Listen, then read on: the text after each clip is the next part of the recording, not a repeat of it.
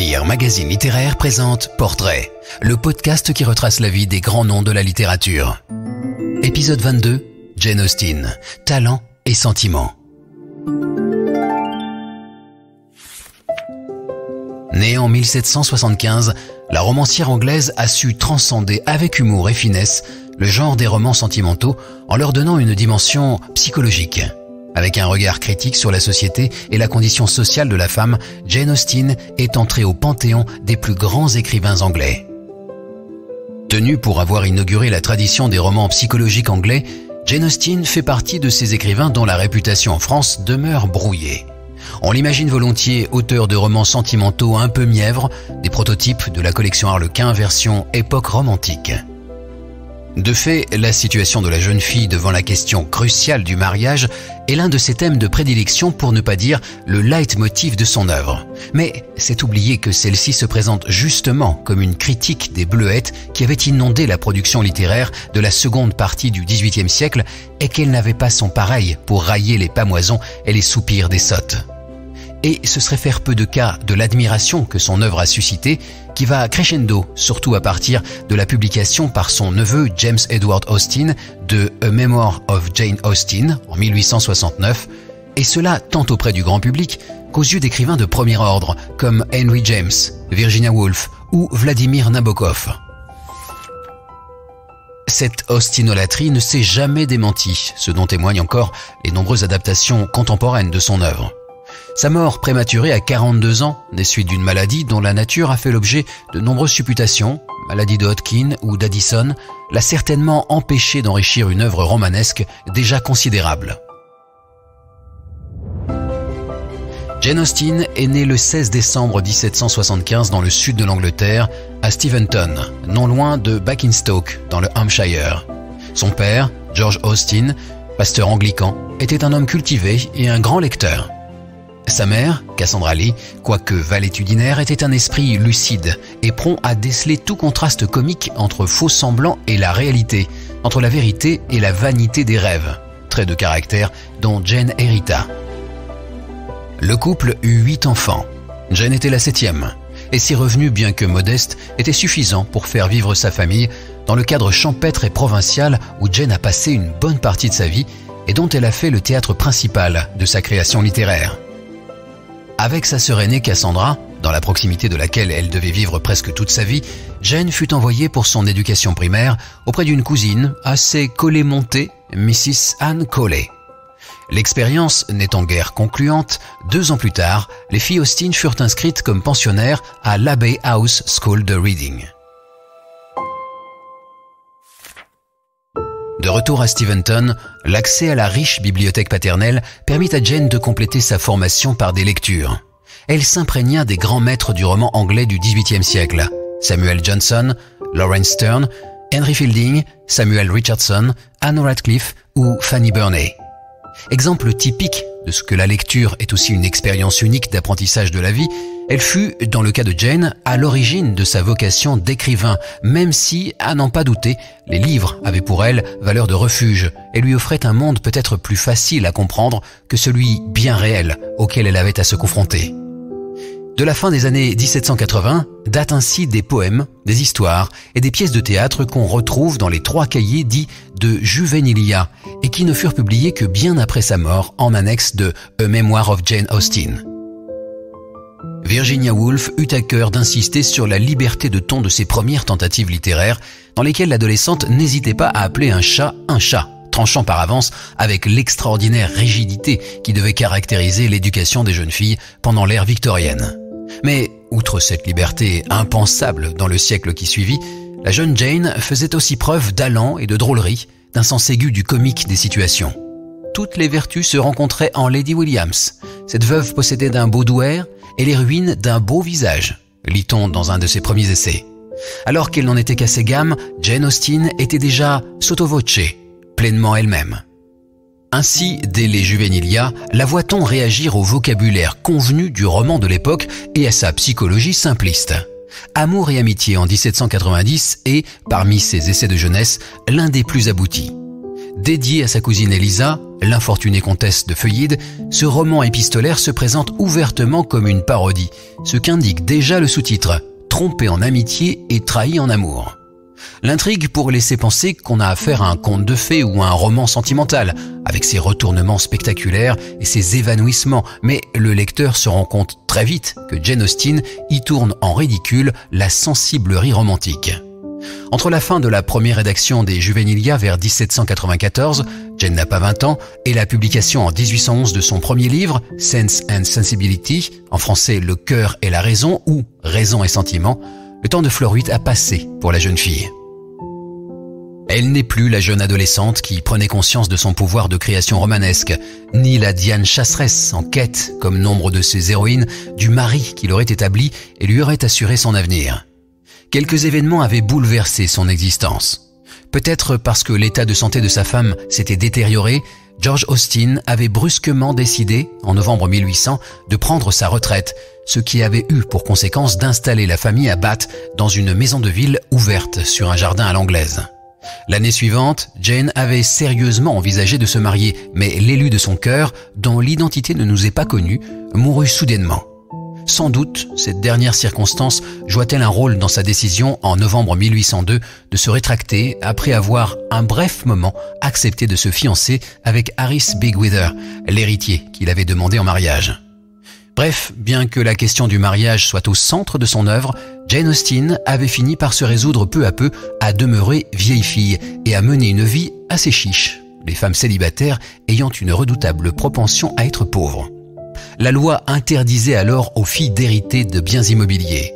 Aussi, la mort en 1805 de George Austen devait-elle placer Cassandra, Jane et leur mère dans la dépendance de leurs frères et fils. Elles vécurent d'abord dans un cottage loué à Bath, puis à Southampton, chez Frank, qui faisait une brillante carrière dans la Royal Navy. Ce fut une période difficile pour Jane et pour sa sœur Cassandra, Jane renonçant même pendant quelques mois à écrire.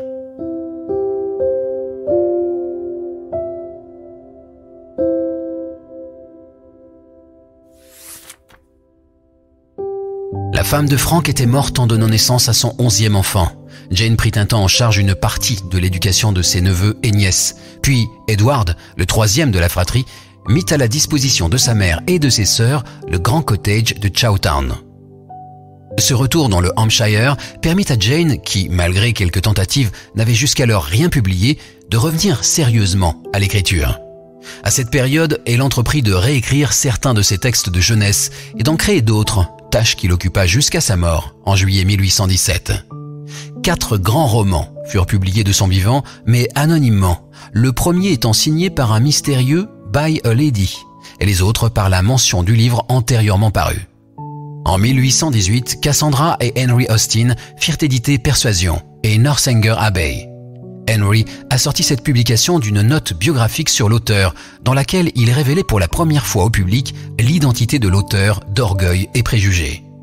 La plupart des œuvres majeures de Jane Austen, à l'exception de Mansfield Park et de Persuasion et de Sanditon, sont le fruit d'un patient travail de reprise et de ravaudage d'écrits de jeunesse. Sa première publication, Sense and Sensibility, est ainsi la refonte complète d'un roman par lettres remontant à 1796, qui devait avoir pour titre Elinor and Marianne, et dont le texte est perdu. Le titre renvoie de manière obvie à l'opposition du caractère des deux héroïnes. Elinor, incarnant le bon sens et le self-control, bien qu'elle ne soit pas dépourvue de sensibilité, et Marianne, la jeune femme romantique plus encline à suivre les élans de son cœur que les avertissements de sa raison. Le roman narre les difficultés rencontrées par les deux jeunes filles pour trouver un mari. La mort de leur père, John Dashwood, les ayant contraintes à aller vivre avec leur mère dans un cottage qu'un cousin leur loue pour une somme modique. Les sœurs Dashwood, qui ont dû laisser à leur frère aîné l'essentiel de l'héritage, doivent ainsi faire de pauvreté vertu. Aussi, trouver un bon parti devient une question vitale. Gravitent autour d'elle des prétendants plus ou moins cupides, plus ou moins stupides, des séducteurs assez méchants, mais aussi de vaillants sauveurs. Avec finesse et lucidité, Jane Austen dépeint les espoirs et les désillusions des deux jeunes femmes.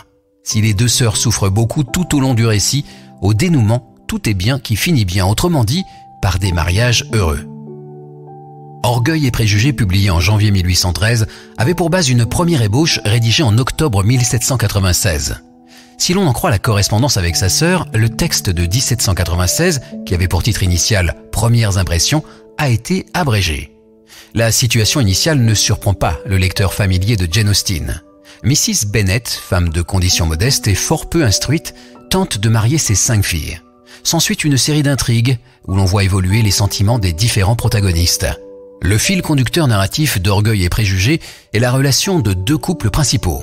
Celui que forme Jane, l'une des filles Bennet, avec Mr. Bingley d'un côté, et de l'autre, celui formé par Elizabeth Bennet, la sœur aux allures un peu garçonnes, jeune fille spirituelle, fine, intelligente et ayant du bon sens, avec Darcy, jeune châtelain immensément riche, fier, plein de morgue et se faisant une haute idée de sa place dans la société. Lors de leur première rencontre, Darcy prend Elizabeth de haut en refusant de danser avec elle. « Je pourrais facilement lui pardonner son orgueil si elle n'avait mortifié le mien », commente-t-elle. Peu à peu, les sentiments de l'un et de l'autre, d'abord déterminés par les préjugés et l'orgueil, la fierté du nom et de l'apparence, se modifient. Le roman met en lumière l'humiliation progressive de l'orgueil d'Elizabeth et de Darcy. Darcy, qui finit par comprendre la vraie nature de la personnalité d'Elizabeth, confesse « J'ai été égoïste toute ma vie, mais en pratique, pas en principe », avouant par là un des défauts les mieux partagés de la gente masculine. Mais plus encore que l'orgueil des héros, ce sont les préventions et les préjugés du milieu dans lesquels ils évoluent qui font l'objet d'une critique mordante. L'intention de Jane Austen est morale, sans être abstraitement moralisatrice. À cet égard, on peut considérer Orgueil et préjugés comme un roman de formation qui met en lumière la maturation des sentiments au contact de l'expérience. Tableau sans complaisance des mœurs et des codes de la gentry provinciale et préfiguration de la fresque proustienne dans la mesure où la vanité de ce milieu y est fustigée, Jane y maniant en virtuose l'ironie et l'art de la litote. Ce roman est un des grands classiques de la littérature anglaise.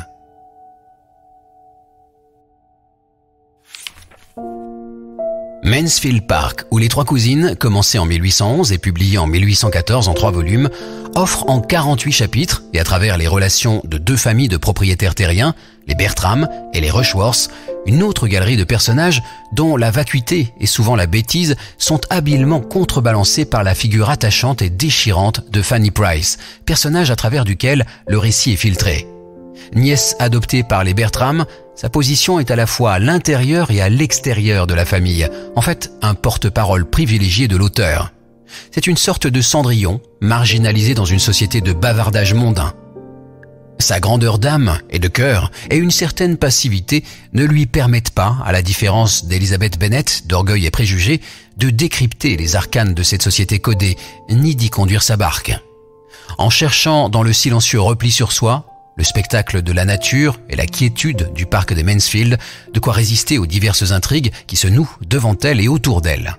Elle défend néanmoins à sa manière l'ordre et la convenance des valeurs aristocratiques que ses cousins ruinent par leur conduite. Emma, parue en décembre 1815, se distingue avant tout par sa simplicité et la rigueur de sa construction. Emma, jeune fille de province capricieuse, snob et gâtée, passe son temps à projeter d'invraisemblables intrigues pour faire aboutir des mariages. Elle présente sa protégée à Mrs. Harriet Smith, dont les origines sont obscures. « A natural daughter of nobody knows whom », s'exclame Mrs. Knightley, à tous les jeunes hommes célibataires dans la ville imaginaire de Highbury. L'Emma de Jane Austen, qui ignore la passion amoureuse, n'a pas grand-chose de commun avec son homonyme neurasthénique, créé par Flaubert, sinon son caractère romanesque. Bavarde, mettant son grain de sel partout, elle n'a pas le sens des situations, échouant sans cesse dans ses entreprises matrimoniales. Elle ne toucherait guère le lecteur si elle n'avait le don rare d'être heureuse, d'être contente de vivre dans le monde tel qu'il est. Elle n'a certes pas l'intelligence d'Elizabeth, ni le cœur sensible et dévoué de Fanny, mais en ce qu'elle incarne, la vie amoureuse d'elle-même, une certaine forme de réconciliation avec soi, elle n'en témoigne pas moins de l'un des aspects profonds du caractère de Jane.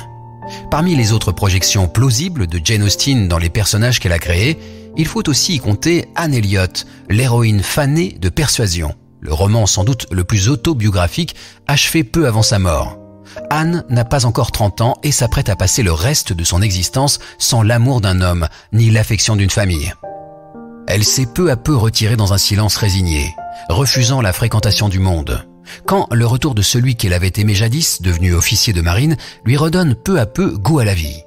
L'histoire de la lente redécouverte de leur amour mutuel, plus mûr, plus sûr, fut sans doute l'un des ultimes mirages qui réjouirent Jane, qui se savait malade, sinon condamnée.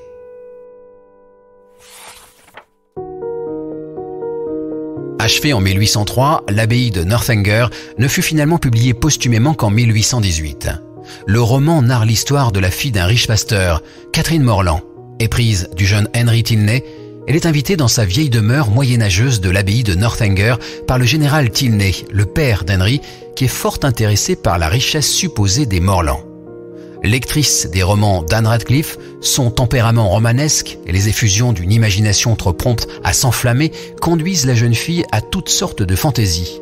Elle croit voir un vieux manuscrit dans une simple note de blanchisserie et se persuade que le général serait l'auteur d'un affreux délit. Ces extravagances n'auraient pas porté à conséquence si elles n'avaient pas induit chez la jeune écervelée des erreurs de jugement sur la famille qui l'avait invitée.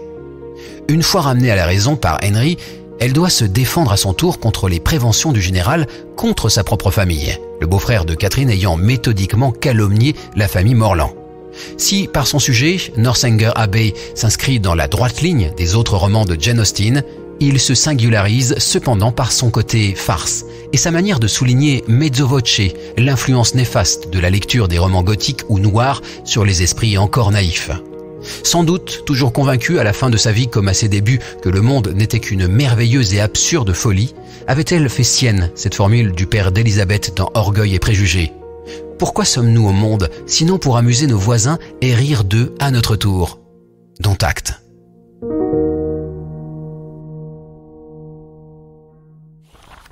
Jane Austen et tous les grands auteurs sont sur lire.fr. Si vous avez aimé cet épisode, abonnez-vous au podcast Portrait de Lire Magazine Littéraire et aidez-nous à le faire connaître en laissant des commentaires et des étoiles.